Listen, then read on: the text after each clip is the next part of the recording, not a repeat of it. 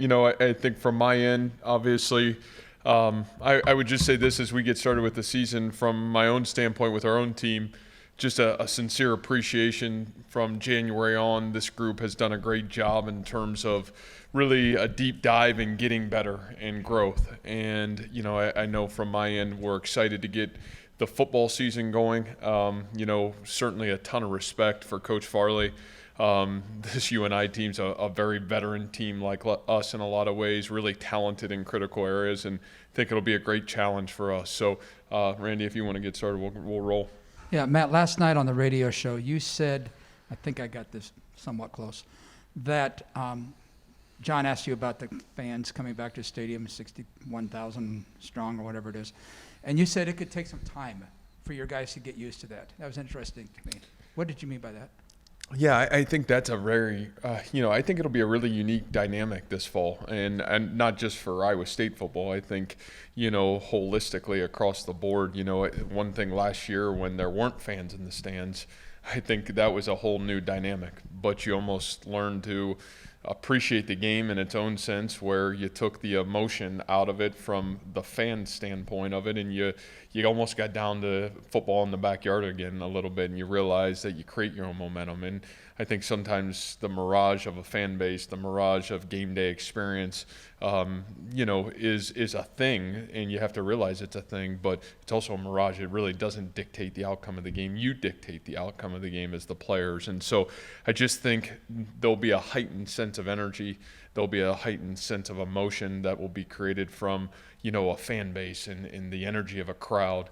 And I think adapting to that and not letting that overtake your performance, I think, is a big thing and something we've certainly talked about. And, it's your preparation and your detail is going to have to match the energy that's going to be created by, an ulterior energy that'll be created a little bit by a fan base and all the things that come with that. So I just think that's a new thing that we're going to have to be able to adapt back to. That it may sound easy, but I think the reality of it for 18 to 22-year-olds, we'll all feel that on Saturday, and I think it's a special feeling. But how do you control it and not let it overtake you? Do you have any superstitions about when you run onto the field? Did you look up into someplace in the stands and make sure that person is there all the time, or somebody is in the area? I think as a coach, no. I think as a player, certainly probably did that a little bit. But I think from my standpoint now in the coaching aspect, no. But I do think trying to find a way to center ourselves before the game, I do think is really important. And however you do that, everybody's a little bit different. Matt, you mentioned how UNI has a very veteran team, and obviously defensively, that's where they've stood out against you a couple of years ago. Who on that unit impresses you, and what about that unit impresses you? I think the thing that probably impresses me the most is how well they're coached. And I say that they do so many different things defensively. Even the evolution of since we played them in 19 to, now who they are in 2021, they've played so many different defenses. And the thing that's so impressive is they're always in the right place where they're supposed to be when they're supposed to be there. And I think that to me as much as the who, I think they're really talented on the defensive line. They got long athletic corners. The safety position, whether it's a 2-high safety look or a 3-high safety look, there's really talented players there. But to me, the most impressive thing, they're always in the right spot, and to be able to be so multiple, and you've heard me talk about that from our end, is multiplicity is the key because it creates confusion. I think that's the thing that probably impresses me as much as anything. What has J.R. Singleton done to put himself in a position to start for you guys?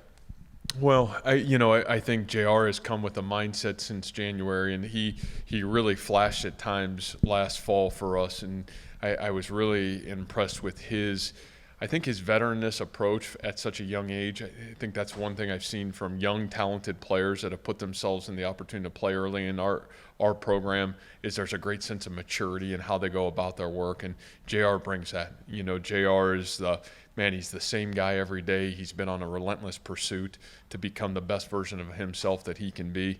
And, you know what you're going to get from J.R. Singleton every single day. And I think that alone, then you add in his talent. I think he's got elite athleticism for a big guy. He's certainly got all the tools to be able to run sideline to sideline.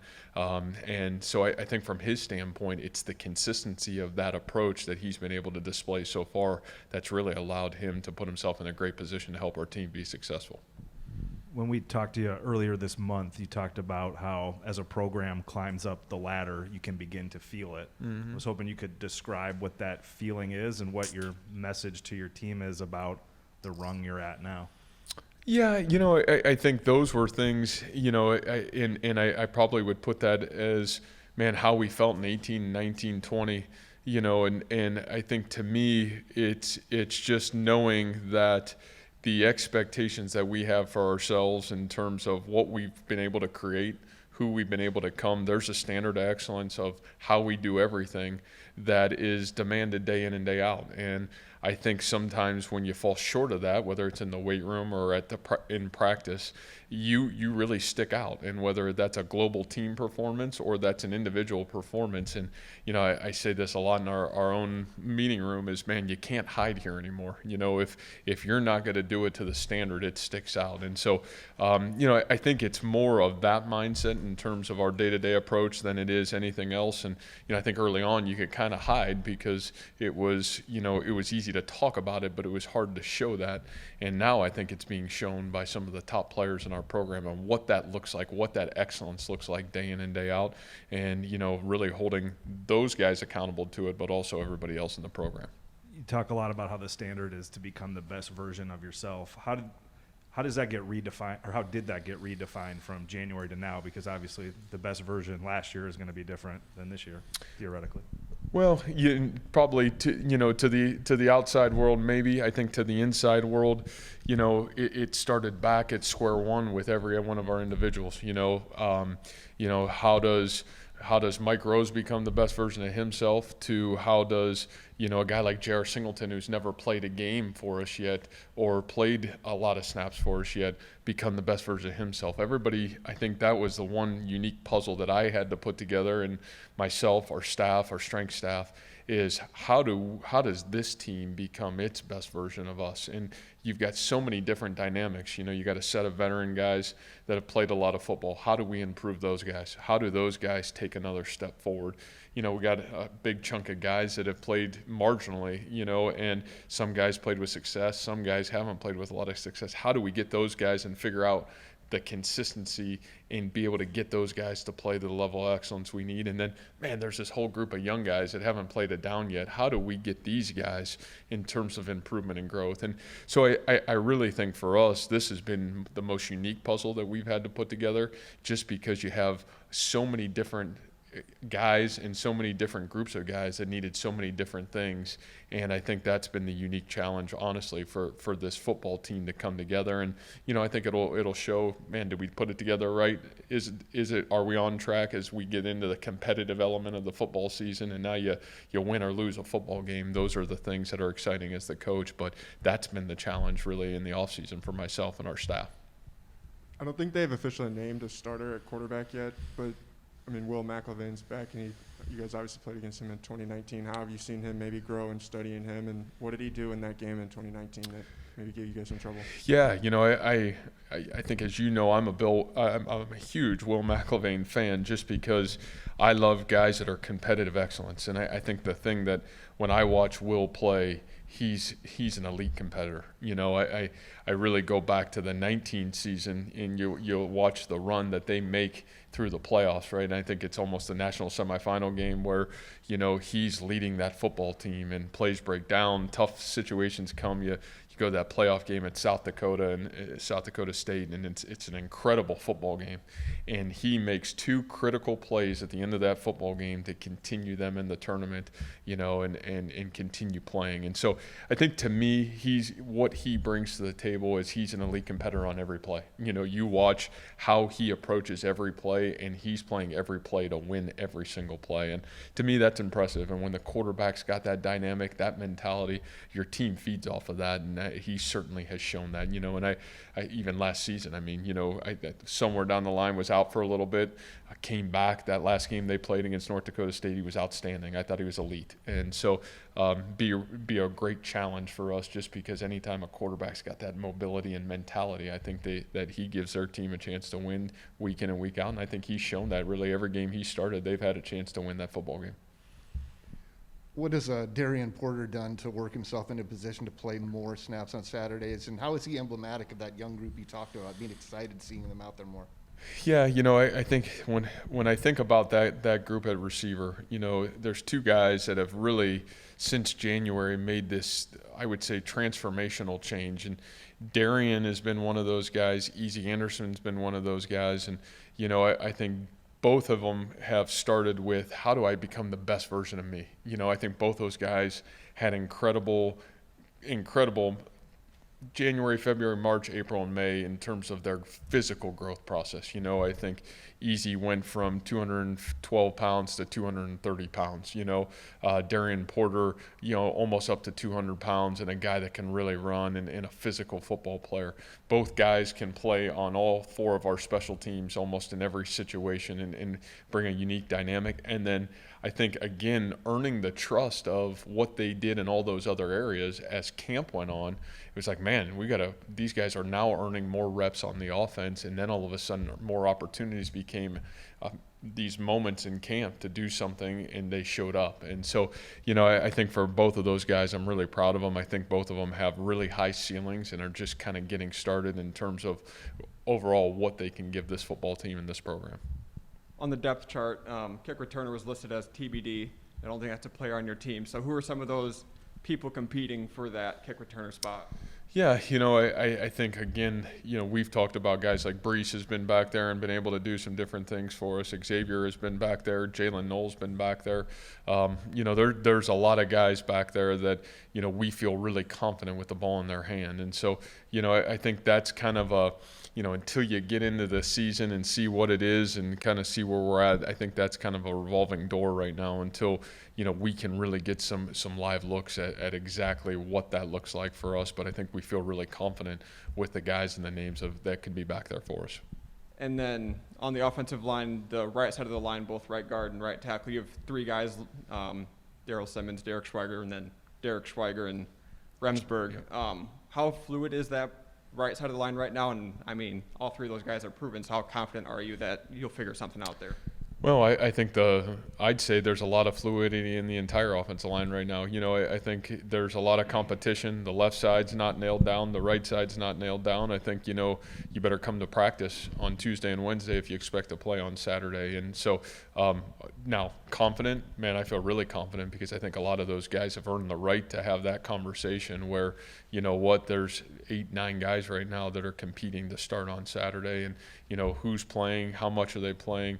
It's really going to be earned by what they do in practice. Matt, last year was a totally different feel than coming into this week. I mean, can you kind of sum up those differences for you as a head coach? And how do you make sure that you guys come out of the gates the right way this year versus what happened last year?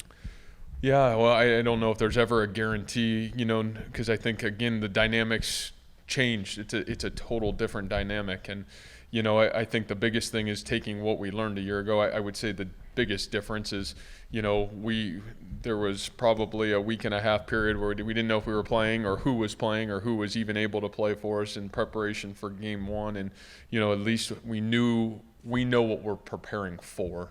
And not so much I'm talking the opponent piece of it. I'm talking about what are some of these unique challenges that are going to come back from leaving a football season last year to, entering a football season and knowing that the environment's going to be very different than the environment we played in a year ago. I thought, I remember thinking last year through the third quarter of the game is what an awkward, you almost felt like you were in such an awkward environment and setting and, felt a little bit of, in my own right of, boy, I did a poor job of preparing our team for whatever this is, because I don't even know what this is, it felt like for a little while. But we adapted and we grew. And I think that's the thing about a first game every football season, but I do think, again, your environment's completely different. So you better be ready to understand what some of those maybe problems and challenges are and be ready to handle it, let alone playing a really talented opponent with a veteran football coach who, Randy said it, he's played really good against us. The $90 million building in which we're in right now, was, when you came to Iowa State, did this come up in a conversation with you and Jamie, or when you did your, one of your contract deals, did it come up in discussion? And beyond that, does this building show about the commitment that Iowa State's making to you and your program and student athletes as a whole around here? Yeah, the first part of it, I really, I think after year one, you said, man, what are some of the things you need?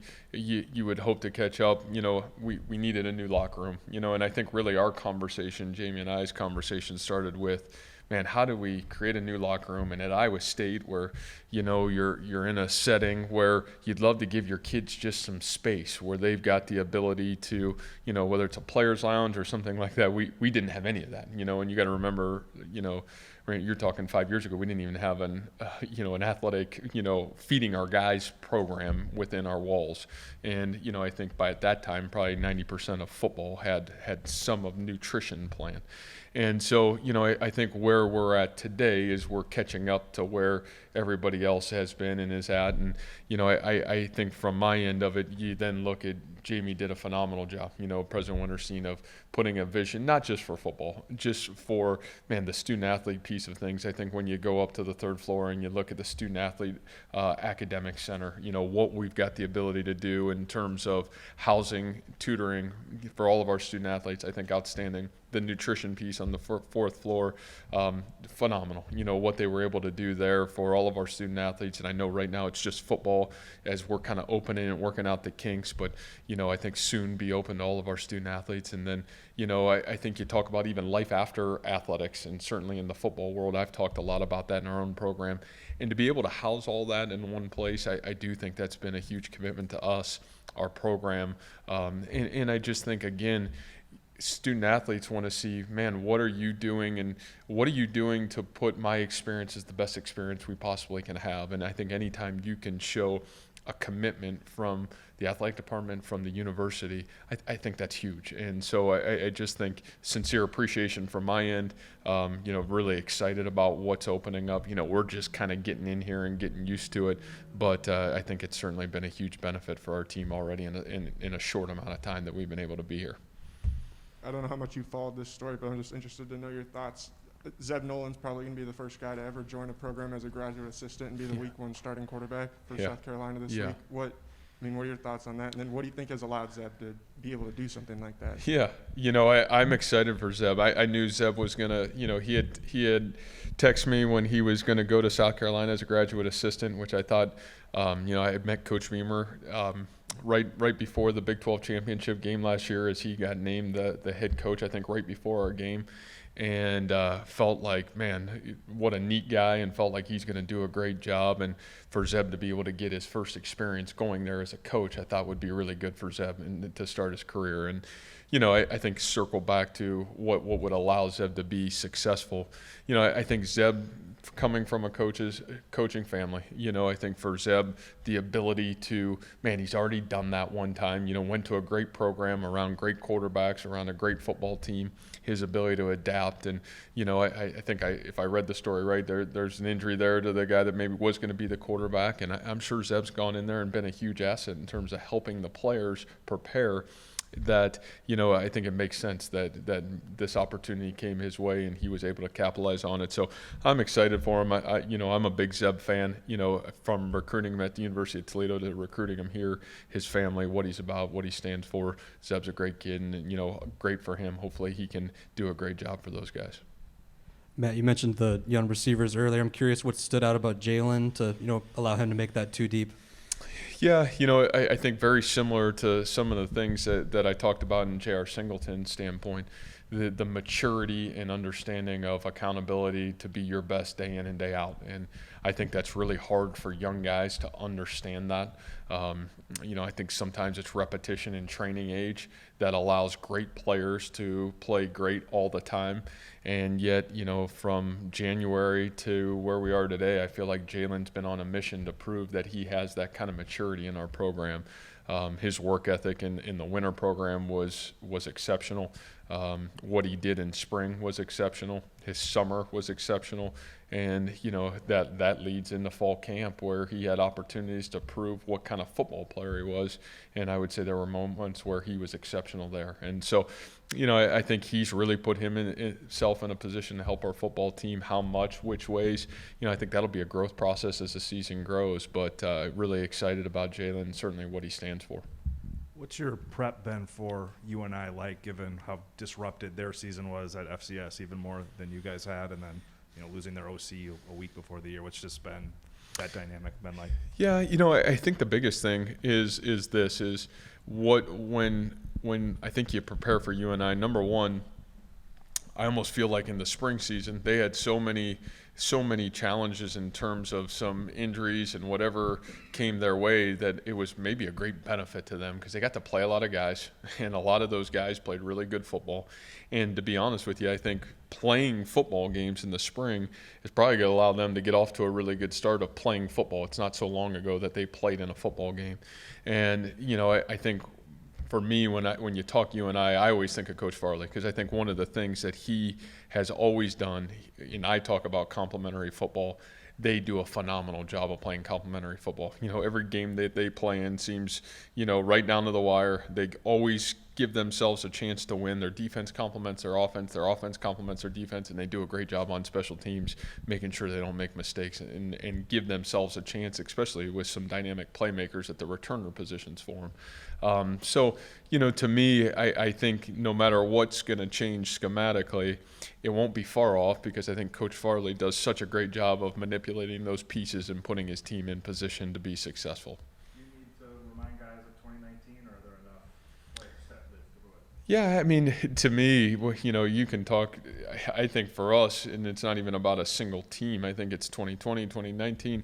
I don't think it's more so being prepared to play in the first game, but having a great respect for who you're playing. I think you're talking about, again, a team that's very veteran, a team that's been highly successful. If you look at just their 2019 season, and I think, the win-loss record of whatever the spring looked like was a little bit skewed because of, I think the uniqueness of the season. But, man, I think you're talking about maybe one of the most veteran teams we'll play this fall, and a team that's got dynamic playmakers at critical positions. And I think that's the thing that's been exciting for our kids because I think they got their attention right away because of who is at those position groups and the wide receiver group, the defensive line group, the quarterback group. There's some great players, tailback, big time transfer there that we know is a great player. So I think it'd be a really unique challenge for all of us. And you talked a little bit about that, Matt. I mean, obviously, your program under you guys seem to get better as the season goes on. But with this year's high expectations, high goals, how imperative is it to start out week one on a good note and at least put together something impressive that these guys can be proud about? Yeah, I'm not trying to impress anybody. So, at the end of the day, we're just trying to get to game one, play game one, see where we're at, and kind of see where this football team is. And I think, again, that's – to me, that's all stuff for you guys to talk about and write about and have fun with. But, my end of it is, man, where are we? And I'm really excited to play because I have always said the bright lights will tell you where you're at. And, there's been times where we've been ready for the early start of the season, and maybe there's times where we thought we were ready, but maybe we weren't. And so, I think you diligently work really hard to try to put yourself and your team in the best position to get ready for the start of the season. But I'm excited for Saturday because I think it's a great challenge. It's going to be a great football game, and they're going to demand that you be at your best. And if you're not, they'll be ready to beat you. Matt, how much do you put on Brock Purdy for play calling? I know he's evolved in his ability to read the defenses, that kind of thing. Then second part of that, how much do you think Kyle Kempt has maybe helped Brock really along the way into the senior year? Yeah. I think there's certain times that we'll hand over some of those play calling opportunities or opportunity to maybe give him a play or two and then let him put us in the best play. Kyle has been you know, Coach Manning and I talked about Kyle a couple weeks ago as we were getting ready for fall camp. I mean, Kyle is on this trajectory, in my opinion, as a coach, as good as anybody that we have. I mean, he's brilliant. I think his ability to relate to the players has been so huge. You know, you talk even just Hunter too. You know, Hunter's been able to go into the games, and you know, when he got in last year, and I thought was really efficient.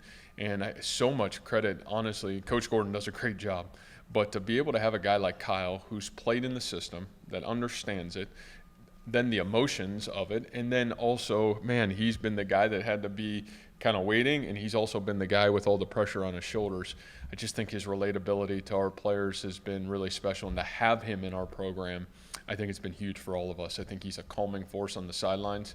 I think he's got the ability to relate to our offense and to certainly our quarterbacks, like Coach Gordon and Coach Manning are up in the box. And I think he brings I think if you guys know Kyle, he's got a very mild-mannered demeanor about himself. He's always calm, and he's always right here. And, you know, he helps me be right there, you know, sometimes, which is nice. Sometimes I can look at Kyle, and he can bring me back to kind of where I need to be. So, you know, Kyle's done a phenomenal job. Really, I do think he's had a great impact on Brock. I think he's had a great impact on our quarterback room, and I think he's certainly had a great impact in our program as a coach.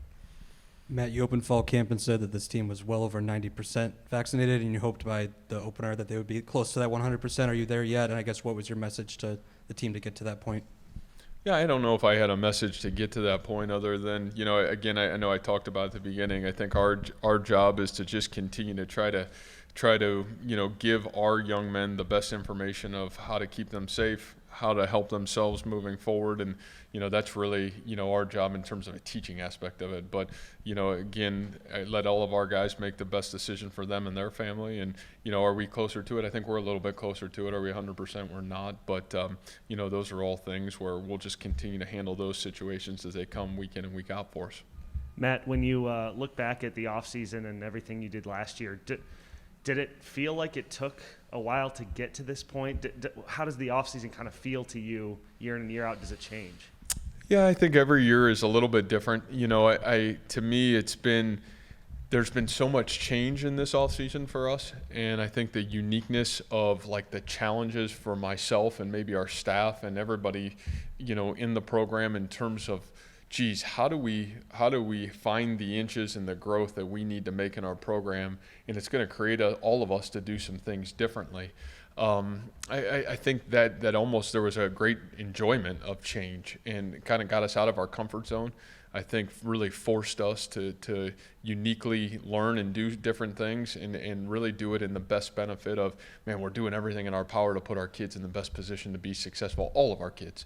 And so, you know, I think this has been one of those off seasons that it doesn't feel like it flew by, and it certainly doesn't felt like it dragged by. You know, it's kind of almost enjoyable to kind of go through each block knowing that it was a little bit different and a great challenge for all of us. Is that something that have you had seasons where it has felt like it's gone really fast or it has gone really slow? I think that first season it felt like we needed about another 2 years before we got on the football field. So I think that one went really fast. There's a lot of places where big schools would probably be hesitant to play an FCS opponent that has been as good as what UNI has for as long as they have. Why is this game important to play? Not just for, you know, because obviously it's the first game, but for the state of Iowa and for football in the state. Yeah, I think that's a really good question too. I think, you know, just being in this state now 5-6 years, and I think you understand the players in this state of all, you know, especially the 3 schools that play Division I football. You know, gosh, it means something, and I think, you know, they're highly competitive games. You want to play games where, man, it means something, and there's something on the line, especially, you know, for us. Geez, you play in a conference where every game you got to have it on the line. And so I think when you have such a rivalry that comes with these in-state games, it forces you that Zoom focus that you actually get in conference play, and it makes you be your best from the beginning of the season on, because you know you're going to get the best shot no matter what in-state team you're going to play. Everybody wants to win that game because there's so much on the line. So to me, I do think it makes it, number one, it makes it unique. Number two, I think it makes it really special, and, you know, especially when you play a program that has had elite success, it forces you to play your A game right away. And I've said that in this conference, if you play your B or C game here, you're going to get beat. If you play your B or C game in in these rivalry games, you're going to get yourself beat. Coach, what have you seen from the special teams unit, specifically kickoff coverage, punt coverage, and just the kicking game in general? I think they've done a really good job so far. We'll see on Saturday, where we're at. I think those are things that, man, it's easy to sit up here and say, man, I feel great about it or I feel bad about it. But the lights will be on Saturday at 3:30, and then maybe ask me that question afterwards. Hopefully I'll have a good answer. We got time for one more question for Coach. Coach, for a guy like Greg Eisworth, 6-year senior, been through a lot, what's it like for this staff and this team to see him get the senior year that maybe he deserved with COVID last year? Yeah, I think for all those guys, that's that senior class that came back here. You talk about Chase and Greg and Ennie. Those are guys that we wouldn't be where we are today without those players. And, I think really for all of those guys, and I think if you dive into their own story, they've missed all seasons where they didn't get to train. Maybe it's because of injury, different things that have happened to all those guys. And to watch them use January, February, March, April, to watch them be able to train all off season, to be able to move into this facility in June, late June, early July, and be able to have, a first-class training table for them. I have a great locker room. To me, that's special, because one thing that they've done is they've done a great job of using the weight room, using the training table, using those things to their benefit to become the best version of themselves they can be. So I'm really excited, because I think not only did they use it the right way, they've really been able to have a great advantage in terms of understanding why their time is short and it's running out, why it's so critical to use it. And I think it had a huge impact on the rest of our players, to be honest with you. So without those guys, we wouldn't be here, and really proud of really what they've done even with this team, because I think their leadership from January on has really transcended through all of the rest of our young guys in our program. All right, thanks, Coach. All right, guys, thank you.